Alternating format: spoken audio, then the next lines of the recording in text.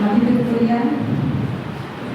தேர்ந்தெடுக்க ஐயா அவர்கள், மதியப்பன் ஐயா அவர்களே, தர்மலிங்கம் ஐயா அவர்களே மற்றும் நமது துறை பேராசிரியர், முன்னாள் துறை தலைவர் முனைவர் வனிதாமணி அவர்களே, பேராசிரியர் பெருமக்களே, முதற்கல்வித்துறை, கல்வியியல் புலம் மற்றும் செல்ஃபினான்ஸ் தன்னாட்சி கல்லூரியிலிருந்து வரையில் வந்திருக்கும் பேராசிரியர் பெருமக்களே மற்றும்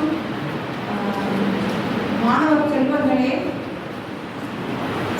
அதாவது இன்று நாம் கொண்டாட இருக்கும் இந்த விழாவானது தியாகிகளின் அந்த தியாகம் எவ்வளவு தூரம் நம்மை இன்று நம்மளை ஒரு ஃப்ரீடமா நம்மளை இருக்க வச்சிருக்காங்க. அதான் சுதந்திர போராட்ட தினம் அப்படிங்கிறது. அதாவது எவ்வளவு தூரம் நம்மளை அந்த ஃப்ரீடம் ஃபைட்டர்ஸ் அவங்களோட உயிரே காத்து நம்மளை கொண்டு வந்து இவ்வளவு தூரம் இன்னைக்கு நம்ம ஒரு ஃப்ரீடமா ஆல் ஓவர் இந்தியா நம்ம இருக்கிறோம் அப்படின்னா அவங்களோட தியாகங்கள் தான். அந்த தியாகத்துல நம்ம சொல்ல போனா நம்ம நிறைய பேர் சொல்லலாம். நம்ம நாட்டிலையும் சரி, நம்மளோட அதர் ஸ்டேட்ஸ்லயும் சரி, நம்ம நிறைய பேர் நம்ம அதை பத்தி நமக்கு விரிவா நம்மளோட ஐயா அவர்கள் சொல்ல வைக்கிறார்கள். அதாவது இந்திய விடுதலை வீரர்களை போராட்ட வீரர்களை போற்றும் வகையில் தேசபக்தி உணர்வோடு வீரர்களின் தியாகங்களை நினைவு கூர்ந்து ஒற்றுமை மற்றும் முன்னேற்றத்தையும் வலியுறுத்தி சென்ற நமது தியாக செல்வங்களின் அர்ப்பணிப்பு நமக்கு இன்றியமையாதது. அதாவது இன்று நாம் டெக்னாலஜிக்கல் வேர்ல்டுல இருக்கிறோம், டிஜிட்டல் வேர்ல்டுல இருக்கிறோம், ஏஐ வேர்ல்டுல இருக்கிறோம். ஆனா அன்னைக்கு எந்த ஆர்டிபிஷியல் இன்டெலிஜென்ஸோ டெக்னாலஜியோ கிடையாது. ஆனா அவர்களும் தங்களுடன் ஒன்று இணைந்து கருத்துக்களை பரிமாறி சுதந்திர போராட்டத்திற்கு ஒன்றிணைந்து இருந்திருக்கிறார்கள் என்றால் அது எவ்வளவு பெருமை மிக்க விஷயம். உண்மையிலுமே அதாவது ஒரு டிரான்ஸ்போர்டேஷன் கூட அவ்வளவு தூரம் அவங்களுக்கு அந்த காலத்துல இருந்திருக்காது. ஏன்னா ஒரு நூலில் நாம் படித்த போது ஒரு சில கருத்துக்களை நான் கிரகித்துக்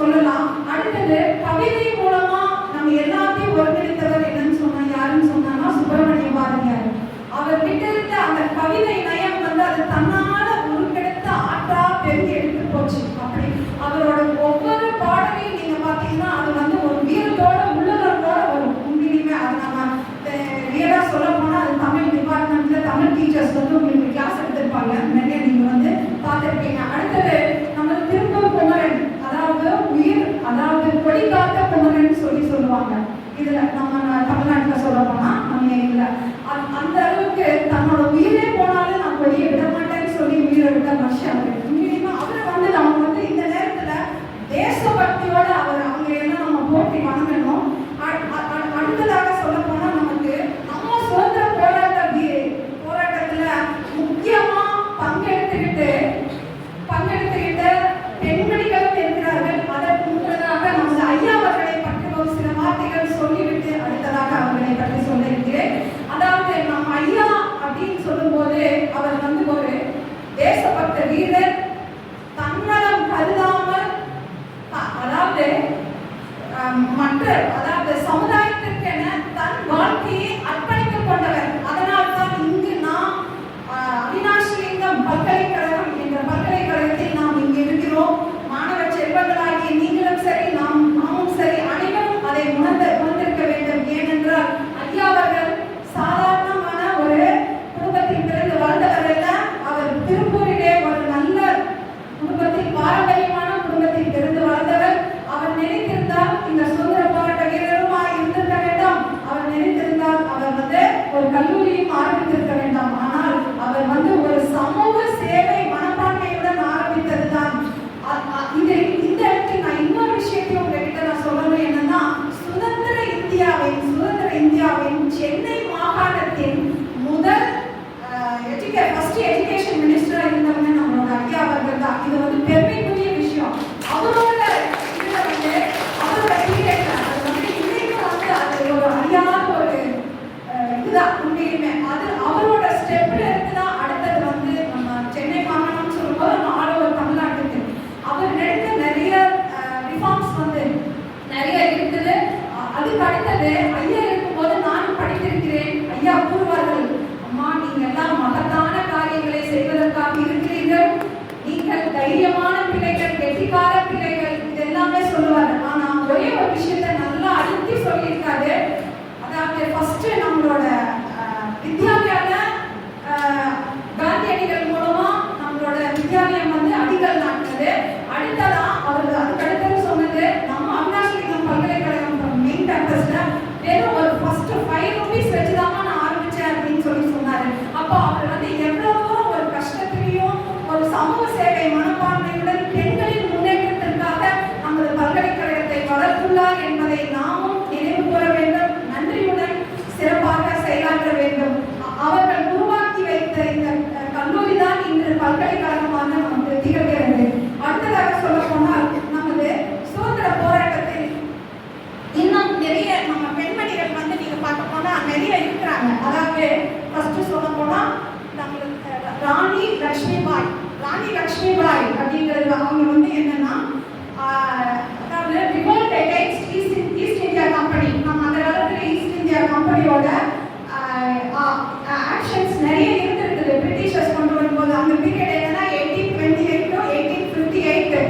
அப்ப வந்து என்னன்னா அந்த ராணி லட்சுமிபாயோட நினைவாக தான் இன்னைக்கும் வாலியர்ல Lakshmibai national college of physical education சொல்லி ஆரம்பிச்சிருக்காங்க. அது ஆரம்பிச்சு ரொம்ப காலம் ஆச்சு. அடுத்தது அது ஆரம்பிச்சதுக்கு அப்புறம் இன்னைக்கும் அது வந்து பல்கலைக்கழகமா இருக்குது. இன்னைக்கும் சொல்ல போனா நம்ம இந்தியன் அவார்ட்ஸ் எல்லாம் நீங்க பாத்தீங்கன்னா எல்லாம் வீர தீரத்தை தான் வந்து சொல்லியிருக்காங்க. அதாவது நீங்க பாத்தீங்கன்னா பாரத் ரத்னா, கேல் ரத்னா அவார்ட், அடுத்தது பாத்தீங்கன்னா நீங்க அர்ஜுனா அவார்ட், இது எல்லாமே நீங்க பாத்தீங்கன்னா அந்த வீரம் விழித்தை அந்த காலத்துல போர்ல எப்படி நம்ம வந்து ஜெயிச்சோமோ அந்த மாதிரி அந்த வீர தீரத்தை உணர்த்தும் வகையில தான் அந்த லீடிங் ஸ்போர்ட்ஸ் பிளேயர்ஸ்க்கு அவார்ட்ஸ் எல்லாம் வந்து கான்ட்ரிபியூட் பண்றாங்க. அடுத்தது நம்ம சொல்ல போனா நாட் ஒன்லி இந்த இதுல இன்னொன்று என்னன்னா, நம்ம வந்து சாவித்ரிபாய் புலே அப்படிங்கிறவங்க வந்து she's social reforms and education. அதாவது அவங்க வந்து அந்த காலத்துல சோஷியல் ரிஃபார்ம்ஸ் நிறைய அவங்களோட பீரியட் வந்து நீங்க பாத்தீங்கன்னா 1879 to 1949 அவங்க அதுல எடுத்ததுல தான் இன்னைக்கும் பூனேல வந்து சாவித்ரிபாய் புலே யூனிவர்சிட்டின்னு சொல்லிட்டு இன்னைக்கும் நல்லா செயல்பட்டு இருக்குது. அடுத்ததா சொல்ல போனா நம்ம வந்து சரோஜினி நாயுடு அவர்கள், நைட்டிங்கேல், அருணா ஆசிஃப் அலி, இவங்க எல்லாருமே வந்து என்னன்னா மேக்சிமம் பாத்தீங்கன்னா ஈஸ்ட் இந்தியா கம்பெனிக்கு எகென்ஸ்டா இருக்கிறாங்க. அடுத்தது வந்து பாத்தீங்கன்னா நம்மளோட காந்திஜி அவர்களோட மனைவியார் துணைவியார் வந்து 1869 to 1942 சரோஜினி நாயுடு அம்மையார் அவர்கள் காந்திஜி அவர்களுக்கு பக்கபலமா இருந்து நம்மளோட கொள்கைகள், அதாவது வந்து பொலிட்டிக்கல் ஆக்டிவிஸ்டுக்கு துணையா இருந்து அடுத்ததா அவரை வந்து முன்னின்று தன்னிச்சையாக செயல்படுறதற்கு உறுதுணையாக இருந்தார்கள் என்பதில் நாம் அதை இந்த நேரத்தில் நினைவுபடுத்தி கூற வேண்டும். ஏனென்றால் ஒரு சாதாரண மனிதனின் வெற்றிக்கு காரணம் பின்னே